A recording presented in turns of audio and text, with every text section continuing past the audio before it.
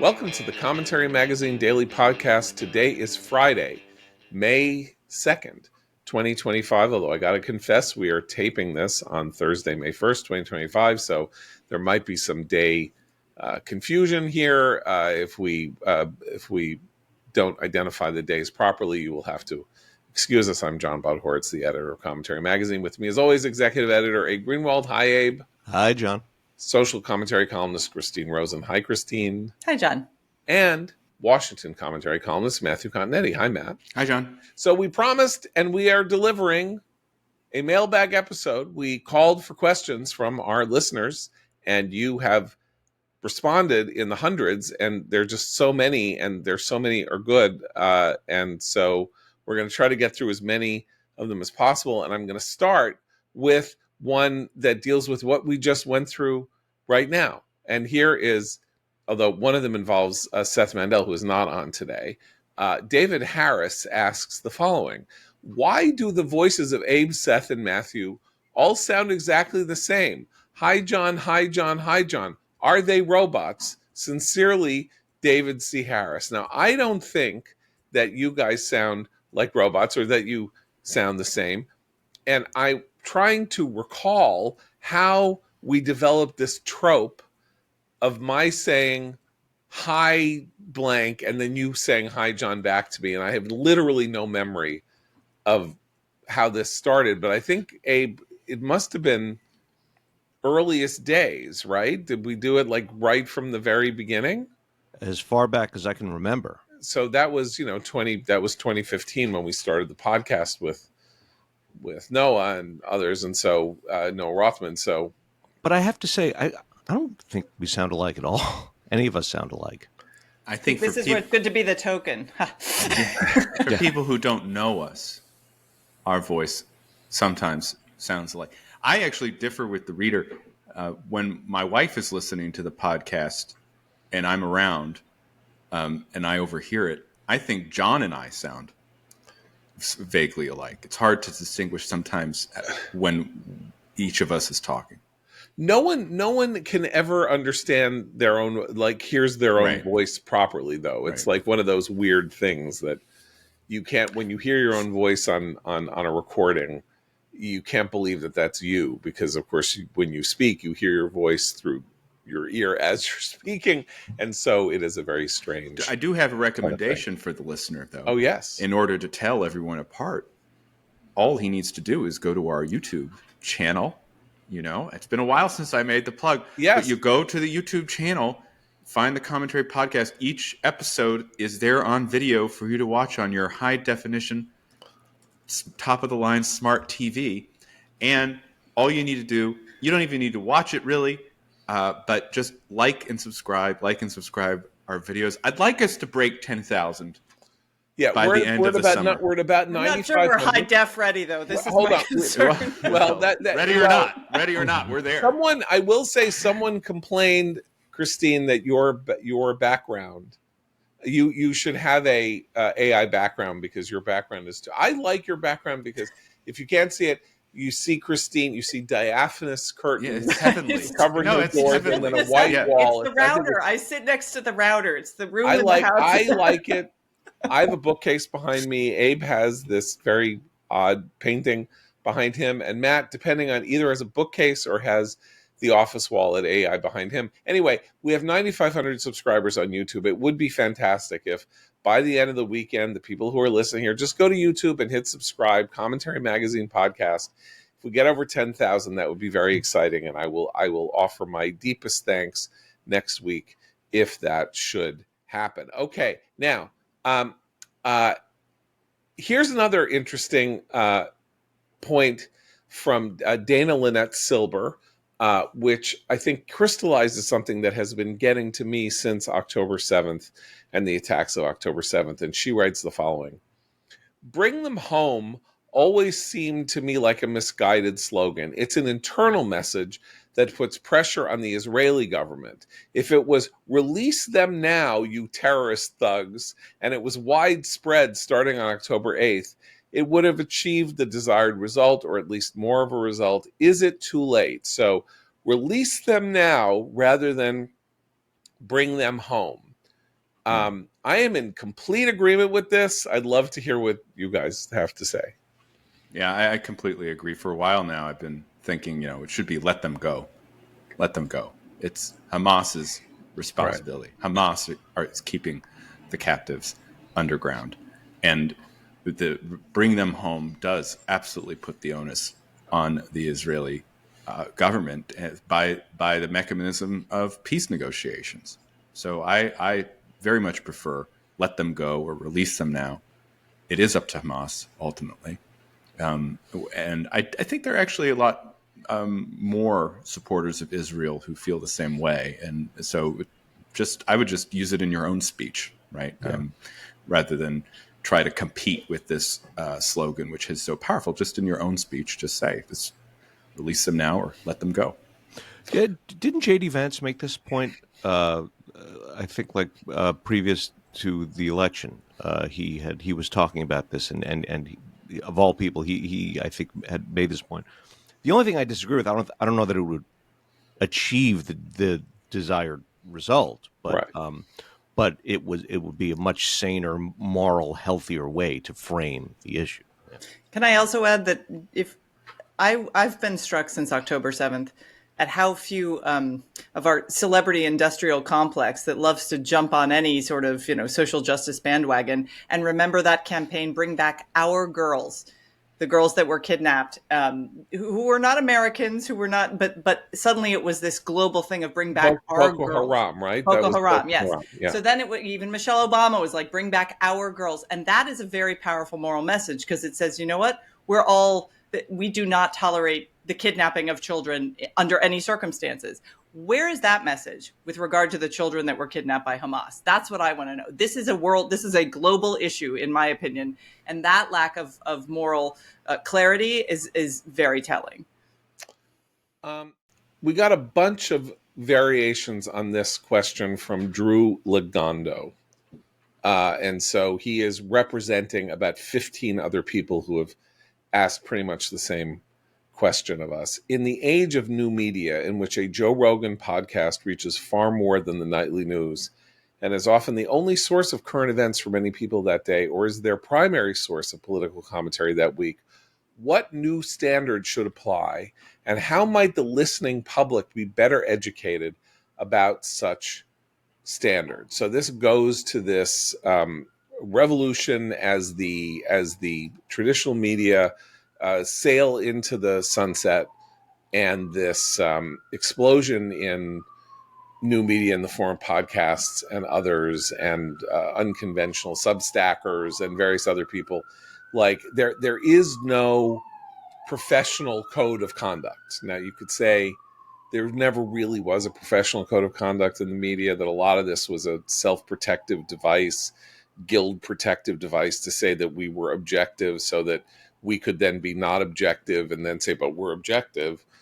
And so could sort of like use our political and ideological influence that way while claiming the mantle of objectivity. So there was a lot of hypocrisy there.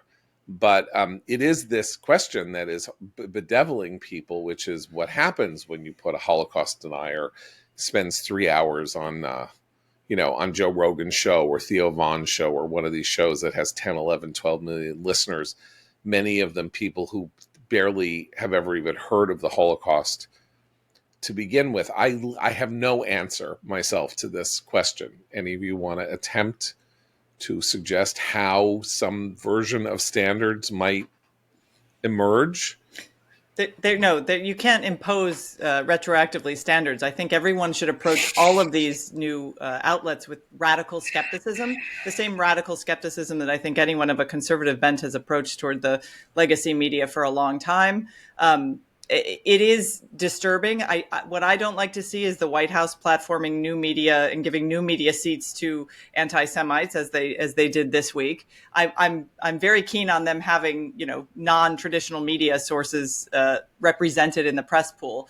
But every single individual needs to be radically skeptical, particularly if you hear something that endorses your prior convictions. That's actually when you immediately need to go and start reading elsewhere to challenge it, because unfortunately, from a fact basis, particularly about some of these historical arguments, or I should say pseudo-historical arguments, it's very difficult for folks who have not done lengthy reading in the process. So yes, radical skepticism would be my advice. Yeah, go ahead. I just want to say, you know, the irony is that I think the people who believe when they hear these cranks on these new platforms, they think they are being skeptical. They think that they believe this because they're skeptical of the official story, of the old way things were done. But you know, there are very few actual skeptics when you come down to it. They just sort of believe one side. And I just want to second Christine's notion that you can't impose. If there ever comes an effort to impose a standard on these things, it's going to be disastrous, and it's going to make things worse. So I think the answer is more content, not less. In the absence of professional standards and amidst the proliferation of media, I think it's the individual's responsibility to state their arguments plainly and accessibly, and to just engage in the debate from a position not of arrogance or condescension, but simply to say this is what's happening. And it might not be as loud as the cranks, but it's up to us to actually have it out there. And my second point is anti-Semitism is toxic. It causes a lot of damage. It hurts Jews, but ultimately it also hurts the carrier of the virus. And I do think that the more these new media podcast bro heroes embrace it or go down that path, it actually will be self-limiting. There will be a lot of harm caused along the way, but the history shows that eventually it consumes everything, including the hosts. And then just on young people in particular, I don't think they really believe anything.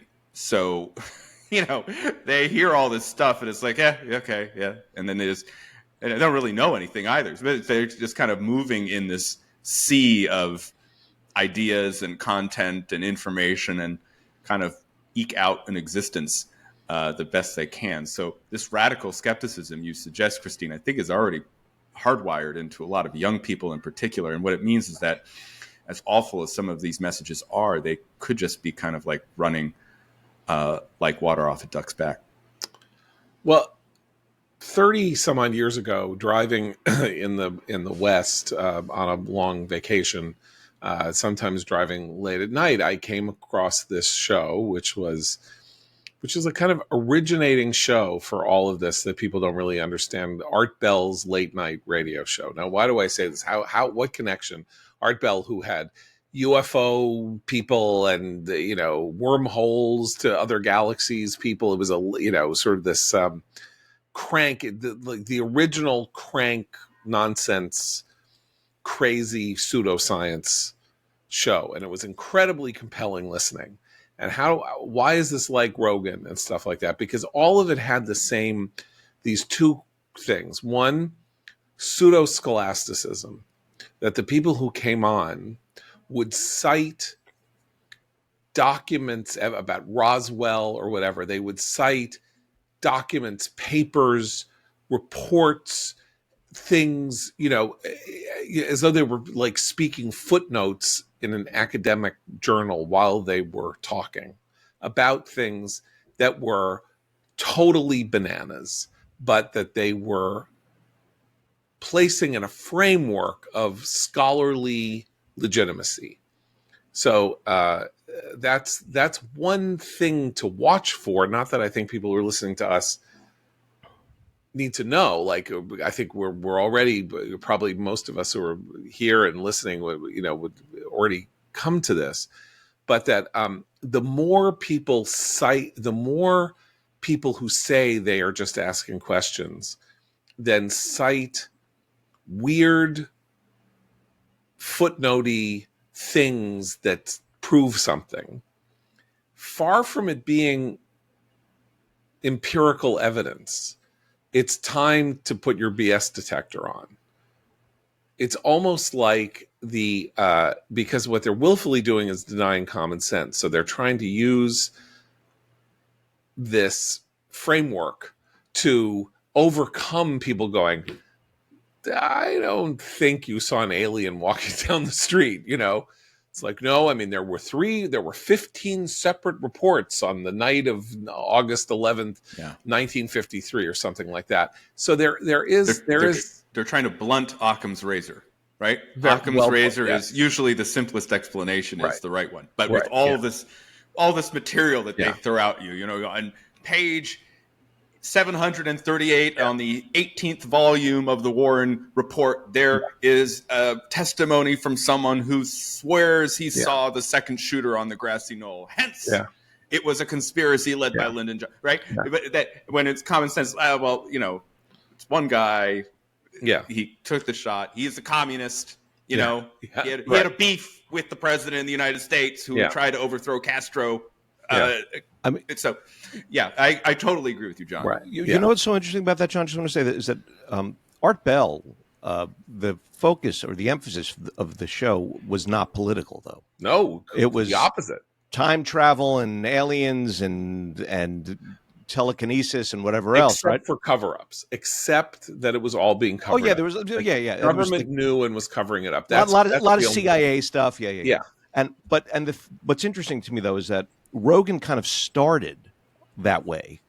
And much then more cultural. As politics became a juicier cultural topic, the politics got sort of all mixed into it, and now you have this unholy melding of wacko sci-fi essentially with historical analysis and political talk.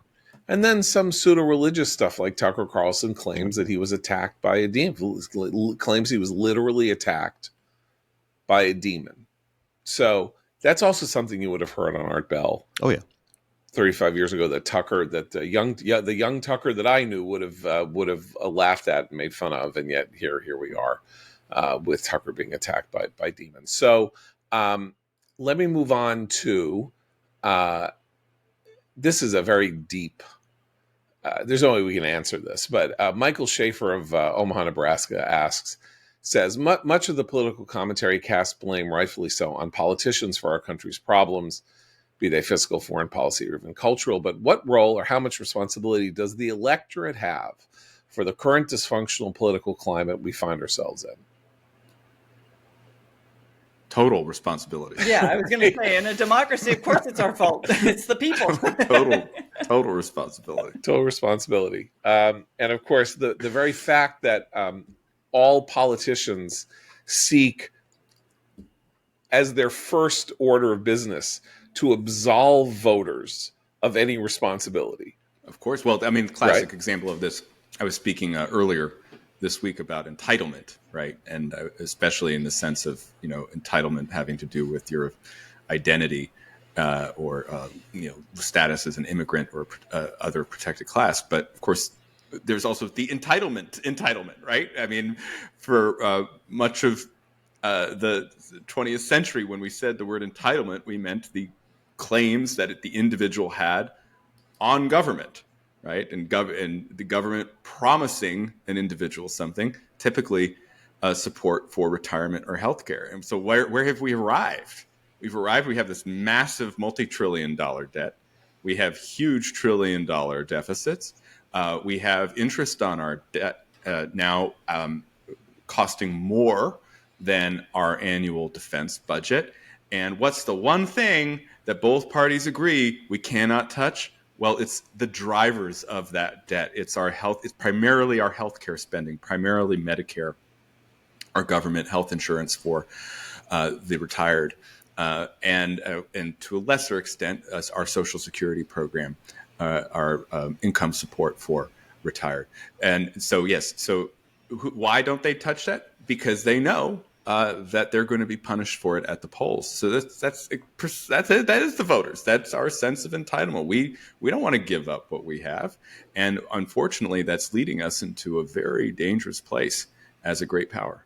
I would also add to that this is why the concern of old school conservatives, traditionalists for decades has been the culture, has been the inculcation of virtue and good principles of citizenship and responsibility, rights, not as much an emphasis on rights as on responsibilities. And I think that speaks to Matt's point about a public that feels entitled to a great many things, but not responsible for many things. And that's where I think the conservative cultural message has been intermittently successful, but at this particular moment overtaken by more enthusiasm for populism. And I do feel like that civic-minded virtue inculcation remains the great work of conservatives. Well, that is I think where we come down on this, and again, 40 years of this in my life, or 40 plus years in my life, with the degradation and decline of America's educational system, because you mentioned civics, but I mean the fact that American kids are not taught American history, that they're not taught about the constitutional order, that they are not compelled to do things that kids of previous generations were compelled to do, like memorize the Declaration of Independence or memorize the Gettysburg Address, both of which are short enough to be memorized, and then to sort of at least have a month to study the Constitution at some point in high school, so that they understand that there are three branches of government, that there's this system of laws and checks and balances and all of that. And that this was all replaced by trendier ideas about how to teach, because this is not reaching people and all of that. And just it's in some ways an extraordinarily simple answer to an extraordinarily complex problem, which is let people know what it means to be an American and how our system works, and maybe they will take greater responsibility for their roles as citizens. If they don't know what they're supposed to do, then it's a little hard to blame them for not doing it well if they are not instructed in the fundaments of what it means to be a self-governing citizen of a republic. And the kind of the incentive side of this has been revealed in just this week. I came across reports that because of the Trump administration's freeze on research grants to research universities, a very contested policy. Private philanthropy is stepping up. Private philanthropy is now coming to these researchers and saying, "Hey, you know what? We'll take part of the burden here."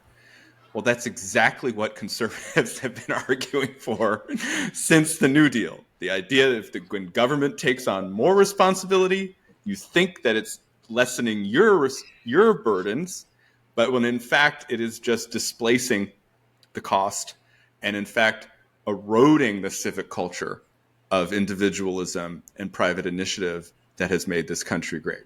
And so we're seeing it happen in a very controversial way. And it's just, I don't want to say that, immediately the big foundations are stepping in and saying, hey, we'll take care of this if the Trump administration's freezing it in order to get changes at the universities.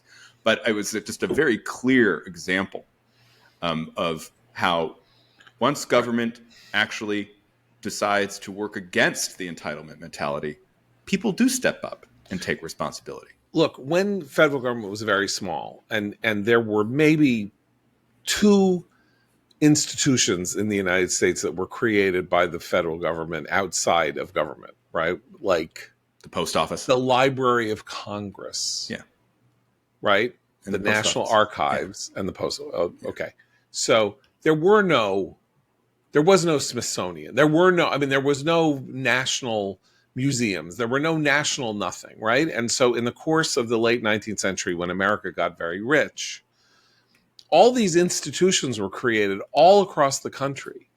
Cultural institutions, hospitals, all these mediating institutions created often by very rich people who were looking to burnish their reputations and not look like villains who were stealing everybody else's money. So they tried to provide things for their cities and towns of an edifying and elevating nature, which is how every museum in the United States was built, until the sort of early or to mid 20th century, how every hospital was created, how every thing that made civic life in America rich happened because government didn't do it. And government started to do it, and a lot of those impulses, weirdly enough, started to sink in certain ways. And now we have these massive philanthropies. And what are they doing? They're doing politics, right? Because the government is doing biomedical research. Now some of them do right? The Gates Foundation does malaria and has done some really wonderful work in a lot of places. So I don't want to like over, sort of like not be unfair about this. But the fact is that they've been liberated from this civic task, or this idea that what they really wanted was, if they lived in some small city, it's like, my city is just as good as New York. You want me to prove it? I'm going to, right here in Kansas City, build the best museum in America. Or in Boston, Isabella Stewart Gardner would put up the Isabella Stewart Gardner Museum, or Phillips in Washington, or whatever. This was all a real thing in America, and there's less and less of it. And yeah, if the Trump administration compels this philanthropic, eleemosynary sector of our economy to put money behind real things instead of nonsense, politicized things that the grandchildren of the rich guy, with the nose ring and the tattoos wants them to spend the money on, that would be better for America than otherwise. Okay, so following along that question, by the way, Aaron Kofsky asks it very simply, what is going to happen when America's entitlement programs go bankrupt? Now, that is not an answerable question, and it's very big. I'm just going to throw out one thing, which is we're on a collision course with one of the solutions to our entitlement spending problems and the policy of the present moment, which is we have an aging population, we're below replacement rate in our birth rate, all of that, and we're going to need people to do work as people retire, and yet we have moved in a very significantly anti-immigration direction in the United States, where people are suspicious of immigration, don't like it, although I think the public kind of likes legal immigration. It clearly is very hostile to illegal immigration, understandably. But the solution to the entitlement problem, in part, will be to import a workforce that will do the work, earn the money, pay the salaries, and pay the 14% into Medicare, Medicaid, and Social Security to keep it going if we don't replace the Americans that we have here already. So I don't know whether what we'll see is a kind of weird shift over time in an understanding, which people won't even know is happening, that immigration is really a pretty great thing, and we really need those immigrants, hard-working immigrants, to come here and do work and help us build this country for the 22nd century. I don't think that will happen. I think I don't think the robots will fill that role. And so you think the robots will fill that hole? Yeah, in terms of labor, I think that's coming down the pike pretty quickly. And I think the politics of immigration aren't going to lead to any mass legal migration anytime soon. I didn't say anytime soon. No, I know that. I don't think. Right, I know okay. that. I know that. But there are certainly certain classes of immigrants that we should prioritize. I think medical professionals in particular, and are going to be something that we're going to need. Home healthcare workers, right? Especially with our aging population. But I'm just saying. But in terms of the actual workforce, we're going to wake up a decade from now, and I really do think the robots will be everywhere. But that doesn't solve entitlements. I'll be living outside a mountain. That was the question, though. The question is, yes. So I'm going to who's going to pay into the tax system, right, to pay for Social Security, Medicare, and Medicaid? No one. And so we're headed toward a huge financial crisis. But the only people who are going to pay for it are us then. Well, it's going to happen. Like, there's a whole history of financial crises. Sweden went through one in 1998. Huge clawbacks, huge consolidation. Actually broke the kind of socialist mentality that had governed Sweden for a long time. I thought we saw a glimpse of it a couple weeks ago after Liberation Day, when you had the situation where the dollar was sliding, the stock market was sliding, and the price of bonds was sliding, that driving yields up. That's what spooked Treasury Secretary Scott Bessent enough to actually try to find a moment in the president's schedule when he wouldn't be surrounded by his two pro-tariff guys and say to him, look, if we persist in this policy, we're going to have a financial event, an event where the debt gets so out of control that we really cannot pay it anymore. And so we avoided that, but we avoided it for now. And if we don't get the spending either under control, or we don't unleash the American economic potential that is right under our feet and that is with our population and that is with our entrepreneurial spirit, we're going to face it again, and it's not going to be pretty. I have the answer. Go ahead. You have the answer. Oh, good. We pay the robots. We take it out of their salary, and then we destroy them so they never have to be on the receiving end of it. Okay, I'm on board with this. The A plan, yes. Okay, well, let me move on to Charles Keckler of Northeastern University, who brings up something that is robot related. Okay, so he says, I have the intuition that the major policy debate of the 2030s is going to be focused on AI and organized broadly around the question of leaning into full AI deployment or leaning backward to go slow and restrict its scope. His question is, since we are going to have two parties still in this country, which party will be on which side of this debate come 2032 and 2036? Both sides now highlight their populist worker-first components, but are also heavily reliant on tech money. Moreover, there's general agreement we need the productivity gains if we are to stop falling further in our debt hole, as we were just discussing, and we need to maintain techno-economic superiority over the Chinese. So will one party be anti-AI and one party be pro-AI? Or will there be a new national consensus that develops around AI? Well, we have a pro-AI party and an anti-AI party now. I mean, one of the first acts of the Trump administration was to revoke the Biden administration's regulations on AI. And of all people, Vice President Vance gave a speech talking to a European audience about the importance of AI in the coming decades and how he thinks that he can keep this populist tech coalition together. Of course, he has his eye on the presidency in 2028 as well. So I think we already have a difference in the two parties, even though all of the composition of the coalition that the listener describes is accurate. And it's going to be a question of regulation. And we have a party that is more pro-regulation and a party that isn't.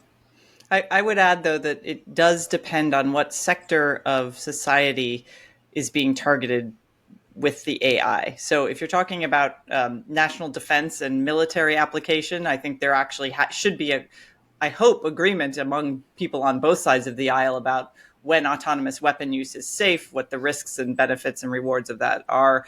Similarly, with regard to using some of this AI in, experimenting on children in classrooms, which a lot of these companies are very eager to do with tutor bots, making all kinds of promises, but not really delivering on questions about privacy, surveillance, some of the things that I think parents will be concerned about in a very tech-saturated world where ed tech has had a very mixed success rate for children.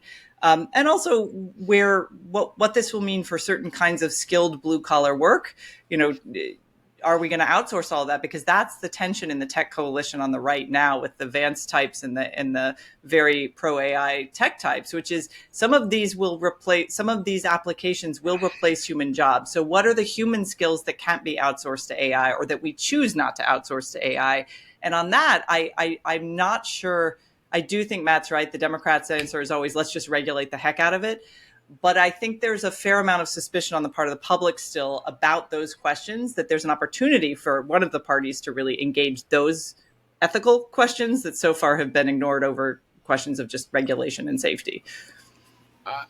To take a more spiritual frame, I'm not sure that the techno optimism reflected by the pro AI, and I would even say in a weird amalgam, pro crypto world that is increasingly dominating the kind of hipster Republican tech sector.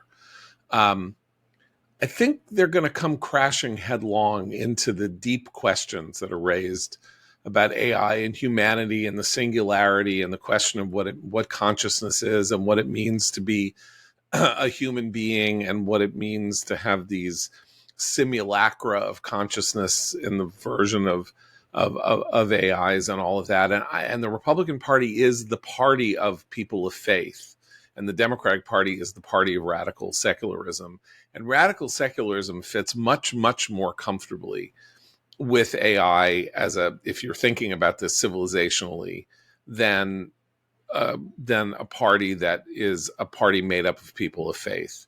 I don't quite know how this plays out, but AI is a discomforting phenomenon for people. Will be increasingly a discomforting phenomenon for people of faith, in part because the techno-optimists are going to be telling us that there is not much difference between us and AIs, because we don't have souls and they don't have souls. And so we're computing machines and they're computing machines. And you know what? They're better computing machines than we are, maybe. And so what will it mean to be human any longer? I don't think that people of faith and the leaders who theologians and religious leaders are so let's say are going to take this lying down. Yeah, I mean, I completely agree with that, and with what Christine said. I just happen to think that you can both believe in a God and in the kind of innate, exceptional nature of human consciousness, and want a self-driving car, or enjoy the drone delivery, which is going to be coming, or if you go online and you go on YouTube and you look at these videos of the humanoid robots that are being created right now in 2025, it is very hard for me to say that in a decade from now, they're not going to be popping up everywhere. And I think that can happen. It will raise a whole new suite of questions about philosophy and religion pertaining to the robots who will be driven by AI. But I think you can still see that there's enormous potential there while holding on to what makes us unique and special. One of the more compelling videos about some of these new humanoid robots actually inadvertently raised just that at the end of it. It shows this humanoid robot doing all these things for the family, and it's in the kitchen, it's in the bedroom reading stories, doing all this stuff. And at the very end, the family sits down to a meal prepared by the robot, and the robot goes in another room alone and just sits by itself, and it pans out. And the human instinct is, well, that's so mean. After all the hard work, why isn't he at the table? And then you catch yourself and you realize, oh, that's exactly, these are the issues that will be raised. Because remember, we have people who, people for the ethical treatment of animals will be happy to shift their rights talk to robots. And then the question of rights and treatment and all of this. I mean, it's fascinating, also terrifying, but I think Matt's right that I hope we can all strike a balance. I'm not sure it'll align politically in some of the ways we might predict, though. Right. Okay. So moving from the deep to the simpler, Stuart Cohan brings up something that is of deep importance to me, and I'm going to take the other side of it from him. He says, I'm a connoisseur of Jewish delicacies, especially Kishka. Kishka is also known as stuffed derma. It is a form of derma, of course, is I'm sorry to put it this way, the lining of an animal's stomach, and you fill it with stuffing. It's a kind of stuffing, like turkey stuffing. My grandmother made it at all our holiday gatherings. It was my favorite dish. Why hasn't Kishka rightfully been taken up by food lovers in America alongside the lox and bagel or chicken soup as a to-die-for Jewish delicacy? And the answer is because it is disgusting. That is the answer. Kishka is disgusting. That is not the answer. Okay, you like Kishka, is what you're I saying. do. The answer is that no organ meat delicacy becomes widely popular. Well, I don't know. Beef Wellington has chicken liver, right? Very Americans, little, though. people used to eat a lot of liver. People ate a lot of liver. Very Yeah. Liver protein used to heavy. be big. It used to be big. It's no Gourmands longer. like foie gras. Yeah, foie gras. Well, now you can't have foie gras in California, right? It's now illegal in California, right? The commies are at it It's again. more like haggis, where it's like a particular sort of thing that you want in small doses, maybe twice a year. Right? Yeah. Now there is, by the way, because my sister-in-law made it at Passover. There is vegetarian kishka. You can have. It's kind of anyway. I don't like it.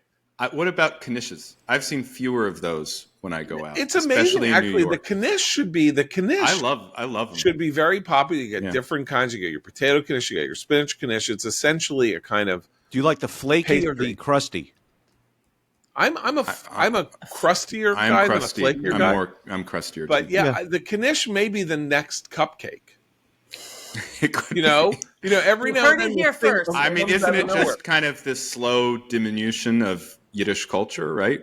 Of Yiddishism. I mean, that's the sad thing about it. Well, the knish is also like Russian. I mean, there's like Russians ate knishes and pierogies, right? If you go into Polish communities, pierogies are still big, but but anyway, Abe and I are in a deep disagreement. I think kishka is disgusting, and so I'm glad to see so it one retired. more. So how do we feel about gefilte fish? I love gefilte fish, but I understand many people are grossed out. It's the texture. Words. It's the gelatin. When it comes out of the jar. Maybe it's because I mainly had it out of the jar. It comes out of the jar. What is gefilte fish? I'm now going to explain to you what gefilte fish is. The Velveeta of fish, right? No. It's all the chopped up bits molded. It is fish with sugar in it. That's what it is. It's sugary fish. Yeah. It's the only way when you put it that way, John, fish with sugar. Sounds like it tastes good. That's what I'm trying to. That's what it is. It's sweet fish. You put a little horseradish on it to take the excessive sweetness away. I understand. I like it, but I really understand that it is gross as hell to a lot of people. Well, our Seder this year, I love it. We substituted a kind of similar recipe. I should say my wife substituted a similar involving salmon, and it was much more pleasant to my palate, I have to say, than the gefilte fish of other Seders. Okay, again, lighter in form. Brian Cohan, and this is going to be questions about Washington and New York for the four of us. If someone was visiting your city, what off the beaten path spot would you recommend they visit instead of or in addition to the Statue of Liberty, the Smithsonian, etc.? I'm a Los Angeles native, Brian Cohan says, and always recommend people visit the Bradbury Building, which is in downtown LA with its beautiful interior architecture, which most people will recognize from Blade Runner. It's where Sanderson's office is in Blade Runner, and it is it's an 1889 building, and the Bradbury Building is one of the most beautiful places in America. So where in New York or in Washington, off the beaten path, would you recommend? Okay, I have a couple Washington ones, although with the caveat that these are generally nice weather. So spring, early fall, maybe summer if it's not too muggy. Rent a kayak or a canoe at either Thompson Boathouse or there's another place, a little north of Georgetown, and you can kayak along the Potomac. It's a kind of calm stretch of the Potomac and go under the Key Bridge. You can go down by the Kennedy Center and up and around in a loop. It's great. It's inexpensive. The National Arboretum, which is up in sort of northeast section of town, has a wonderful bonsai museum, really extraordinary collection of bonsai. So that's worth seeing. And in my own hood, go to the Dumbarton Gardens, which are open in the spring and summer, and for a sort of decent, not a super expensive entry fee, you can just wander these beautifully designed gardens. It's kind of a magical little place in the heart of Washington. Yeah, I was about to mention Dumbarton Oaks myself. I guess the other one I'd say in D.C. is visit Einstein. Yeah. That's the National Academy of Sciences. Yeah, the Einstein statue. Outdoor statue, which has weird sound effect qualities. Yeah, not far from the mall. So you can, if you're touring the mall. Right near actually behind the... Well, it's near the Federal Reserve. So it's if you're seeing Mr. Lincoln, as of course Yes. everyone should, you then kind of go north Just toward the State Department, and you'll come across Einstein, and it's just Right. great to have your photo taken with him. It's an amazing statue. I have one recommendation in DC, but it's out by Dulles Airport. It is the Smithsonian's hangar space Melvin for Hazy. large aircraft. Udgar Hazy. Udgar Hazy. Yeah, Udgar Hazy. Yeah. Udgar Hazy, is that what it's called? The other Air and Space Museum? Yes. Yeah. Yeah. The Udgar Hazy. Udgar So basically, it is where aircraft are kept. That there are a couple of aircraft inside the Smithsonian.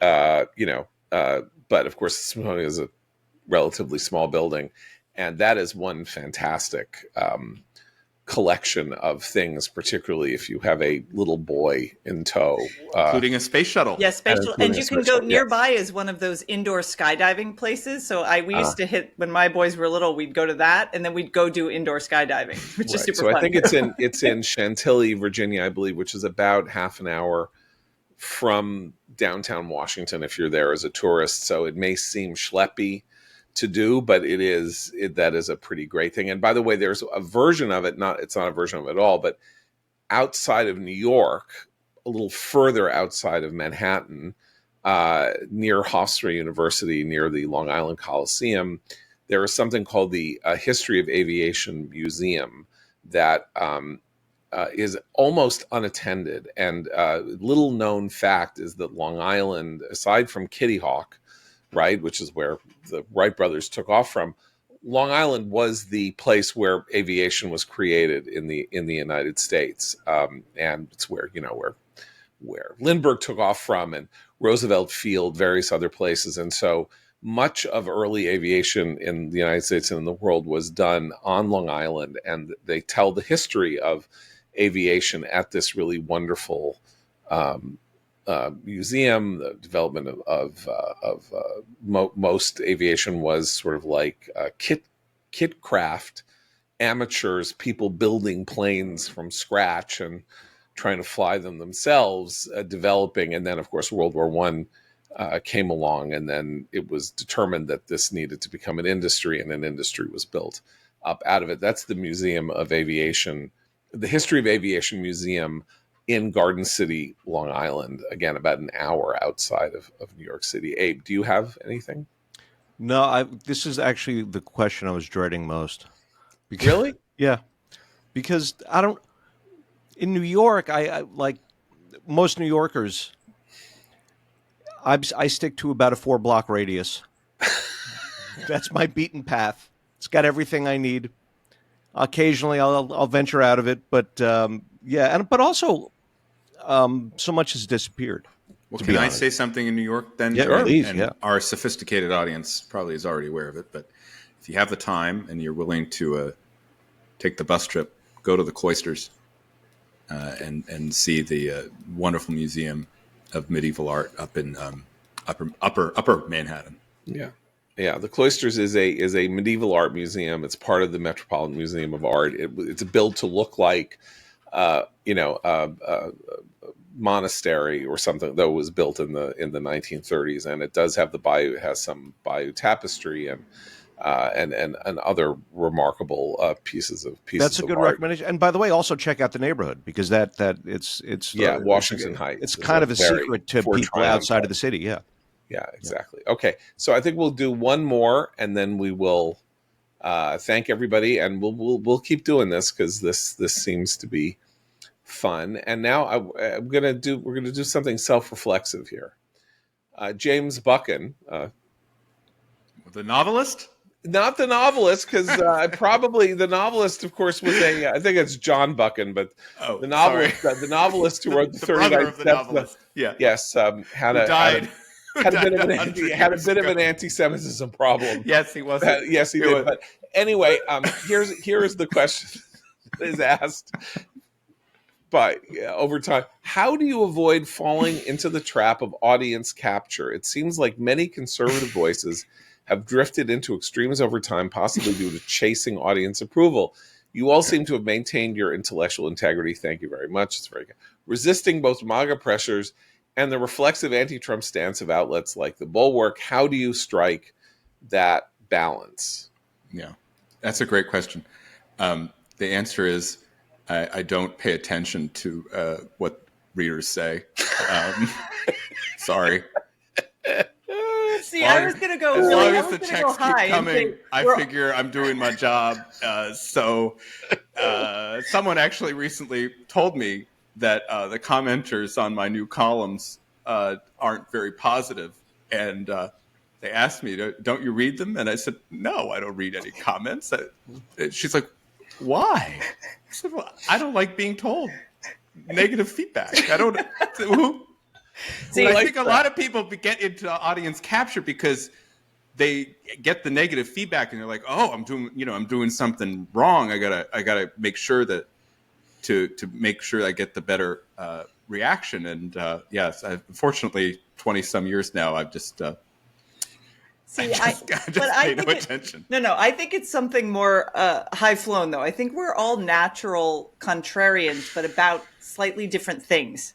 So when we're all arguing, so some of us will dig down on, come at me with your robots, I will fight for humanity. But Matt's like, it might be nice to have a self-driving car. And on different issues, we have contrarian streaks, which I think leads to an overall, and because we're a group effort here versus just a singular like Candace Owens type nut job personality, that's a check and balance that I think helps. But that would be my kind of answer to that question. Yeah, for my part, I feel absolutely no pressure to go with the flow, to sort of mold my position to. Abe is a classic Gen Xer. That's why. I don't know. Yeah, it just doesn't. I don't feel like we're kind of in the wrong business if what you're looking to do is like get the hot product out on the market. It's like kind of sometimes you go to a store and they try to sell you something, an item of clothing or something. They say, well, these are selling really well, as if that's like an inducement for you to buy it. And I always think, well, what do I care? Do I like it or not? We've all been through the experience, Matt and I in particular, and Christine, we've all been through the experience of the closing of the Weekly Standard, which I started, which Christine was working at, which Matt worked at for 12 years? 8 years. 8 years. So the Standard was shut down in 2018. I think in large measure because of the question that was raised here about whether or not the audience, but audiences can be different things. Like there's the general audience. That's like the Tucker Carlson is getting some form of feedback, as is Candace Owens, as are people like that. That the extremism that they are peddling is something that is pleasing to the ear of the people who are listening to them, and that the number is generating numbers that are, frankly, it's very troubling to me to know that. But there are two different, there's the kind of mass audience, and we're not really playing for a mass audience. And then there's there's the game of the problem of the audience of 1 or the audience of 12 or the audience of 15. So the audience of 1 in the case of the Standard was its owner, Philip Anschutz, or the company that owned the Standard, which got tired of its position, which was anti-Trump, and they didn't like it, and the corporate pressures against it, and they basically shut it down rather than let it continue. National Review, other publications on the right that did not simply just jump on the bandwagon, had real difficulties and problems with their audience. We did not here at Commentary have that problem. Can't really define for you why. Part of it is that we never promised that we were a voice of republicanism. We couldn't. We're a nonprofit, which the Standard wasn't, which National Review was not. We're a nonprofit. We can't advocate for candidates. We can't speak for parties. We couldn't ever sell ourselves in our promotional literature as being the voice of the Republican Party, right? So we didn't develop an audience that was looking for that. And of course, Commentary has a separate mission, which is it is an intellectual Jewish monthly publication on the right, which is a very obviously kind of like an unusual thing, both for the right and for for Jewish audiences and all of that. And then we rely on the generosity of our donors, and our donors seem to feel, most of them, we lost some, but got others, and seem to feel that this position that we were in, where we were essentially calling balls and strikes, let's say, or we were not jumping off the right and turning left because Trump was so disturbing to us. We remained where we were, and we were simply going to say this was good, that was bad, this was right, that was wrong. And it turned out that there was an audience for that. It's a smaller audience than Tucker's audience, and it's a different thing than having the audience of one that the Standard, ran into a buzzsaw and was murdered as a result. But it turns out that there is a respectable number of people who want to hear from us, and I think Jonah Goldberg puts it best in this sense, which is, he said, like, all people like us have when we're coming to you is your knowing that we're trying to tell you the truth as we see it best. Like, I don't have anything much else to offer except maybe you like the sound of my voice, or, my friends of mine have sometimes said that their kids fall asleep in the car listening to me talk. They're babies, so that's very nice to know that I can soothe them in that fashion. But that's all we have, is if we're interesting, if we're clever, and all of that. But basically, that that we're not like, I'm not sitting calculating what I'm saying to hit your ear. Like, I'm just calling it as I see it. And what else do you have if this is what you do? That's, as I said, what Jonah said. It's like, well, if he doesn't just tell the truth as he understands it, what is it that he's marketing to people? And it is a very interesting question, because, of course, there are people who are commodities. If you're particularly a TV person, or you are trying to sell a Substack or something like that, if it is your livelihood, then you have to market it in that way. And this is a different set of circumstances, I think. So thank you, everybody, for the questions. I'm sorry for the many, many people we did not get to. We are going to try to do this on a regular basis. You can keep sending us questions to podcast@commentary.org. We'll try to get to them when we can. It's very heartening to hear from you, and to hear, once again, to see, not to flatter you guys the way that Tucker flatters his audiences and all that, but the literacy, the high level of the questions that were sent, the engagement with really sophisticated problems and ideas confronting America and the world. It's heartening to know that we have this community of listeners and readers who are willing to go down this road with us. So we thank you for that, and we will be back. Hope you have a wonderful weekend. For Matt, Abe, and Christine, I'm John Podhoretz. Keep the candle burning.